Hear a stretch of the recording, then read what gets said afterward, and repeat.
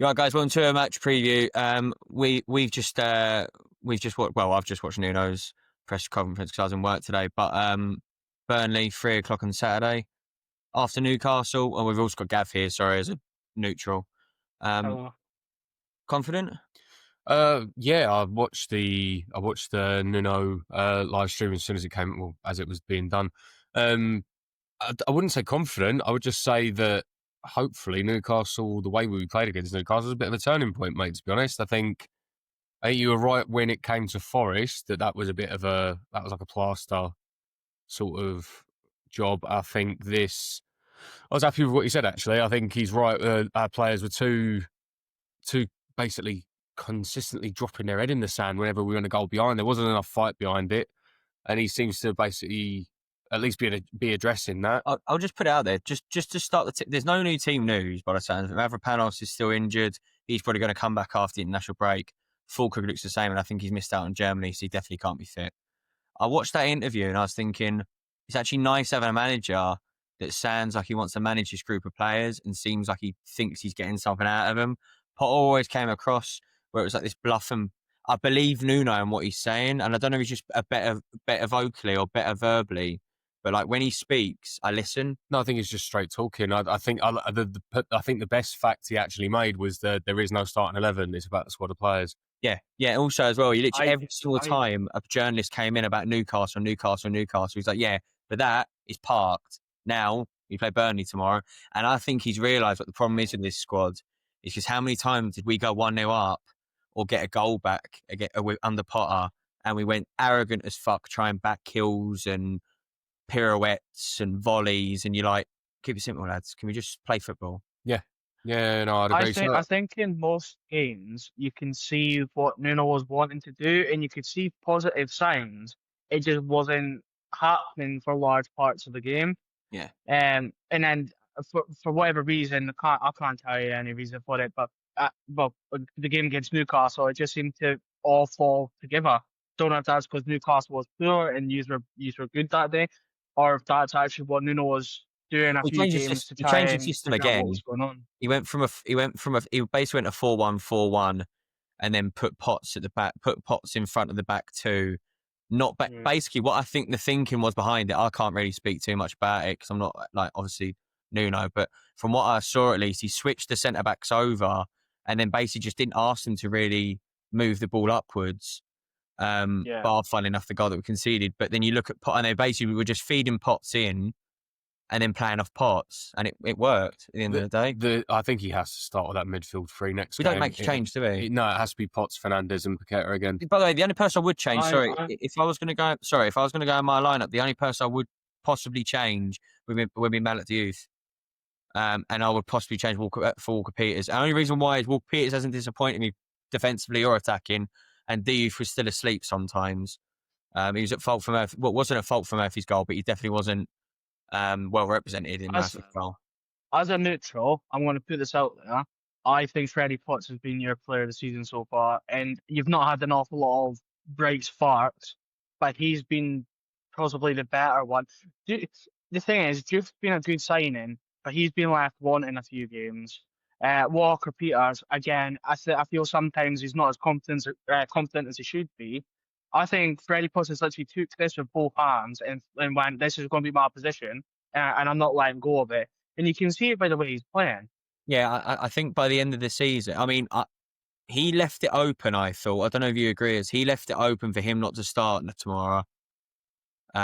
Which I won't agree. I Sorry, think that'd be a mistake. this Saturday. I think it'd be a mistake as well. The only reason why is you've got a good. If Potts disappoints and he gets dragged off at 45 minutes, I remember when Rice had this at Anfield away under Pellegrini.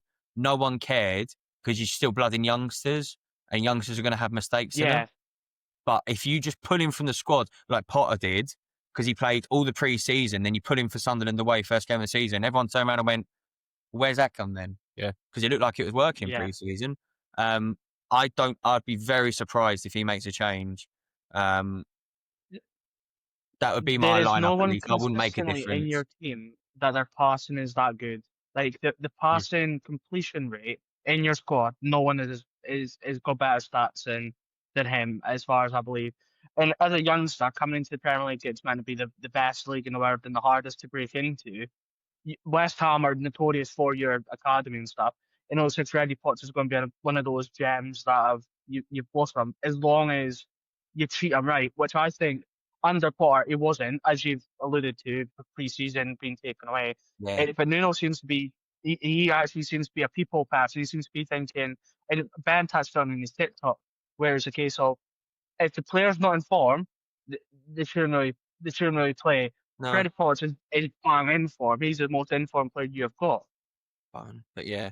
No, definitely. I actually I said this to you, didn't I? He had 2 interceptions where it was, I always commend Declan Rice for this, when he finds that in between the penalty box and that semicircle outside the penalty area, he's always there for that drag back. And I saw him intercept twice. I'm thinking, fuck me, I've not seen a hard midfield for West Ham get that very often in the last 2 years. Maybe Edson Alvarez at times, but I'm not saying he's anywhere near Declan Rice because, yeah, let's behave. He's had 4 or 5 games in the Premier League, but you look at him, and I remember when Declan Rice was coming through, and he shows the confidence of I think it's being composure. I don't even think it's good actually seeing someone so young pick up the ball from an interception, and rather than just quickly laying it off, it's look up, first ping, and it gets the ball moving forward. So it is very interesting. I do think he has to start. It'll be a completely different game, which is why I think he might change it, although I wouldn't back him because I think Burnley will sit back and go for a draw. Well, for me, A draw helps them. What, Callum? Has to start. Yeah, I agree. Callum, Who else is going to? Well, it would be Marshall, wouldn't it? Yeah, that is. But that's what I mean. But for me, I liked how hungry Wilson looked against Newcastle. He looked proper up for it. I'll admit he wasn't a player I wanted, but It'll be interesting to see if he was hungry because of Newcastle or he was hungry because he wanted to play. yeah. That's what I was going to say. Is it because it's the previous club? I mean, he's had fucking plenty of previous clubs, but it's one of his previous clubs that he wanted to actually score against, or he actually wanted to play well against. I mean, I think the youngsters are your way forward. Carl Marshall, I've not seen an awful lot of him, but for what I have seen, he's been quite bright. He He's seems busy, quite isn't he? brave in what he wants to do. Yeah, and this isn't meant to sound like disrespectful. He's like a headless chicken. He just doesn't stop running, and it doesn't matter. Like if he loses the ball, he's always the one to go back and track for it. I mean, we've all said it with Paqueta recently, over the past couple of years, he loses the ball, head drops in, the fucking hands are up, and he's drama queen and doesn't track back. But going on about Paqueta, that's also another one I was going to say. Before the game against Newcastle, I would be crying for him to be dropped. He was out of form. He was shocking. And then all of a sudden, Newcastle, there was Paqueta. It's the first game he's played in that. If you look at that 4-1-4-1, he had free roam, complete free roam. And that's where he likes to play. Mm-hmm. He likes that, and that Fernandes covers 2 people's work rate, and so does Potts. And I think that's what it was. Yeah. He's allowed to not work Be at lazy. times. Yeah. There's not With a good, be lazy. That's where we've been getting caught at. I think we give him not too much to do, but too much for him to do. I think that's severely where he lacks. I think when he's given that freedom to pretty much do what he wants, you're right. He just, especially against Newcastle, he did just kind of turn up. I'm not 100% convinced whether that's him completely returned back to form, but it's just good to see. Yeah, it was a good result. I think the only one coming for a hiding of being dropped, that I'll go completely unpopular with West Ham fans because I think they've hyped him, but I think Somerville's due for one soon. He's getting back to this. He's doing a lot of nothing, if that makes any sense.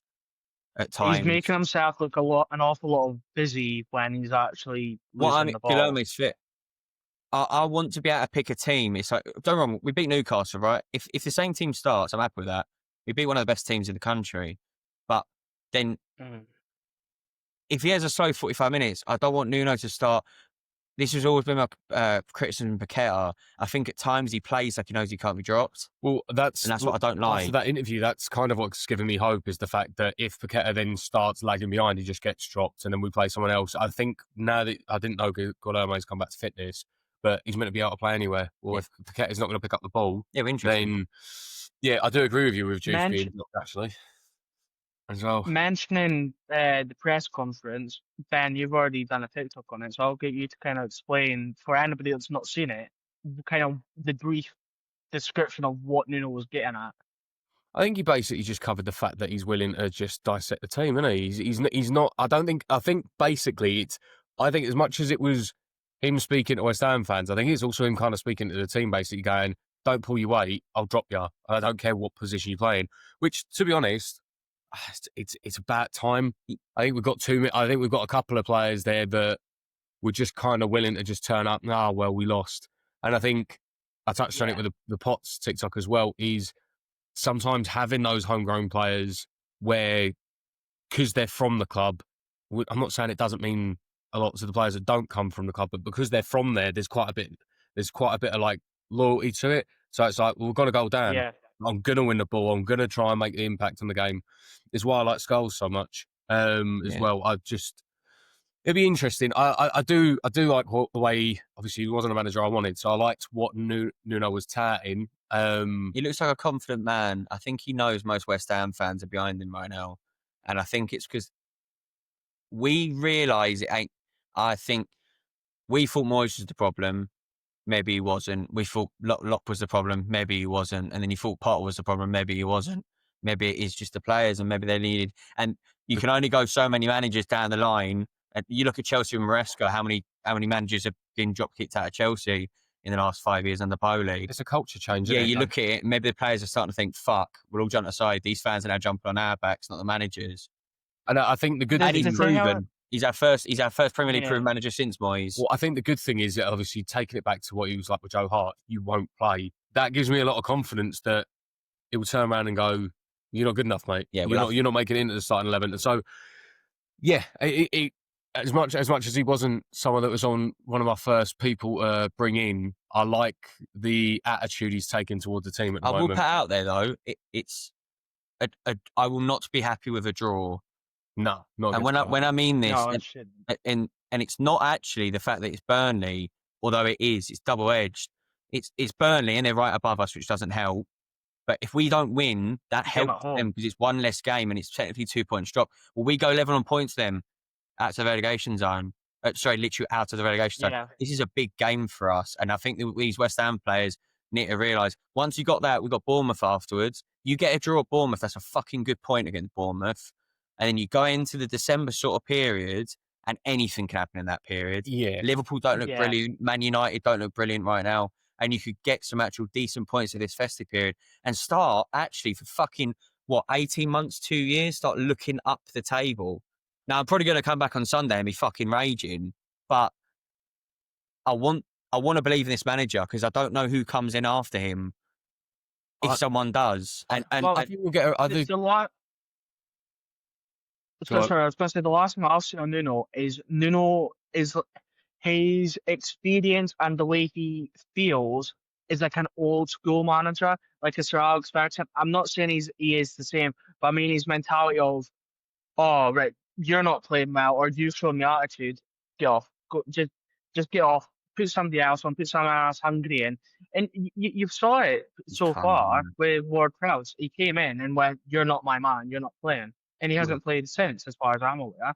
I generally think Nuno will do good at these. I know he hasn't really had the results so far, but hopefully Newcastle would be that turning point for you. Because let's be honest, no one really wants to see West Ham go down. Because if folks are in West Ham fan, they're still quite a likeable club, to be fair. I think we're Marmite, really, if we're being completely honest with ourselves. I just want to touch on one last thing. Sorry, a score prediction actually would probably be worth it. Do you know what? I'm going the same as Newcastle, mate. I think 3-1. I know I'm normally Mr. Positivity, but I just think with our Burnley are at the moment, I think hopefully we'll ride the momentum a bit and we'll actually just come out and play some football. I think we'll take advantage of what we did against Newcastle and just go for it. Would be nice. I was thinking 3-1, to be fair. I think 3-1 is possible, but it depends what West Ham turns up here. Is it going to be the one that played against Newcastle, or is it going to be the one that played against everyone else? I'm going to try and be positive. I don't think 3-1. 2-1. I'd go 2-1. And I think that'll either. By the way, I think that'll either be a late winner, or we'll end up drawing 2-2, and it'll be a late it would be a late fucking. Well, my initial equaliser, inkling was but 2-1, and then I kind of sat there thinking it's Burnley. I'd like to see us get another. you've got to beat these teams though as well. Yeah. I know we're down there, and it's one of those things, but you have to turn around and go, no, sorry, Yeah. we aren't a relegation team. We're fucking pushing on Yeah. now, and you ain't going to get in our way. You look at, I heard Rob Green talk about this. He's like, the quality in that squad, you shouldn't be anywhere near the relegation zone. No. Nowhere near it. No. And I know a lot of people are saying we have a shit squad. If you actually look at those players individually, take the form out of it, they're not shit players. And there's People a say you have a shit squad because they don't know the individual players you have. Yeah. Is the thing. might as And well I circle on, obviously mate, with if that's two all West right. Ham mates, I have to look at the squad, and you do have a genuinely good individual players. It's just trying to figure out how they work together. Take England. You had Lampard, Gerrard, and Bale and Scholes in there. None of them could play well together, but individually they're the best midfield England's ever by the produced. sounds of Well, it, we're one of losing them, our I'll German say. international striker in January. Reports. Well, Is that a shame though? Well, I was going to say his agent had come out and said it didn't work. He wants to leave. And apparently that's all around the news. Nuno said it isn't up to him, obviously. He's fit in 2 weeks. He'll get chosen if he's chosen. It's a whole squad, not a playing 11. No, I wouldn't care if he leaves. No, I don't know what he's brung. To be completely honest, he was absolutely unbelievable pre-season. He sold me a dream, and he's given me fuck all, to be honest with you, since the start of the season. I know you like him, so I'll let you defend him. No, I can't defend his performances. I think problem is with him being a target man, is the main thing he's there is for goals, and the problem is he's not brought that. I do like a player that can hold the ball up, but the problem is he's not made anything out of it, and too much recently, especially before he got injured, he weren't in the right place. He wasn't winning the aerial battles. He was. See, when you say hold the ball up, do you think Callum Wilson done a better job of that against Newcastle than Fulkrug has the whole time he's been here? No. Of course, I would. I think at times, or at least a couple of times I've seen Wilson on the pitch, he's looked a lot hungrier, which is annoying because like what Fulkrug did in the Bundesliga compared to what he's done here has been chalk and cheese. But I think he gets a lot of stick being a target man, because I think the way Paqueta played as well, I think the problem is he doesn't get the stick. But yeah, if he leaves, he leaves. If you ask me right now, what is a better moment that Fulkrug has had than Callum Wilson's half hour against Forest in the second half and that Newcastle game? You can't name one. And he's 30 million. And my point is what is the... don't get rid of him till the summer if you've not got a replacement. I do back that because I don't think Callum Marshall's ready to step in as a 45 minutes a week striker. You need to bed this geezer in. He doesn't look Premier League ready yet, and that's fine. He's in League One before then. But we need to get someone in if we're going to get him out. But my point is he earns a lot of fucking money off us, and he is doing nothing. And we've got Callum Wilson there who earns, I think, half of what Fulkrug does even when he scores. Get him gone. I also want to see Todibo dropped. He had an unreal game against Newcastle. He's been shit all season. We signed Igor. He's played a total of 6 minutes for us. Now he was better than Kilman though in that Newcastle game. Yeah, I'm not saying he wasn't, but like you can't drop someone on a good performance. I think you have to. I think how crap he's been. I don't know why this Igor hasn't been playing, but clearly he's been fit because he's been on the bench the entire time. So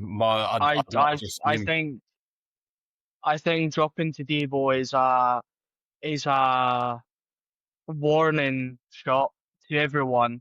To what he said in press conference, he'd be putting it into theory. If you put his theory into practice, what I should say is, even though you had a good game, if you don't train that well, you don't play. Even if you had a good game previous match. Just sorry to wrap this up. Just for the one thing I can realistically see once I'm saying this team changes, the only two that I could think of is Potts off because he's quite emphasised that it might not happen every week, and I think he might put Magassa in there. By the way, I think that would be not too much of a mistake, but I think it might be a mistake. And the other one's Malik Diouf, and that's only because of how poor he's been in the last couple of weeks. And it's not going forward. He looks pretty hungry going forward. He just doesn't look like he actually knows where the fucking back line is. The problem is you got Diouf. You dropped Diouf. You got you got two people to fill the space. So on this guy's got broken collarbone. All right, okay, so it's just be Walker Peters, but I haven't seen anything disappointing from Walker. No, neither have I. So I'm not laughing at he's got a broken collarbone. I'm laughing at Ben's reaction where it was a case of, oh, all right, I didn't know that. Well, yeah, that's my bad. I should have known that. That's against Leeds, yeah. But yeah, no, positivity. positivity for the well. Yes, positive. I wasn't positive after the Forest result. I want to be wrong. No, I was hopeful. I wouldn't say I was positive. I was hoping, praying for a change. So, yeah. I've been positive with Nuno. I've been positive with Nuno when he came in. To be fair, I said he could be the one to drag you out the relegation battle and take you to mid to top second half of the table. I think it's possible if your results go on the way they did at Newcastle, but it's yet to be seen. I'm going 3-1. I think it's very possible. Well, thanks for watching, guys. There will be a match review on Saturday night or Sunday.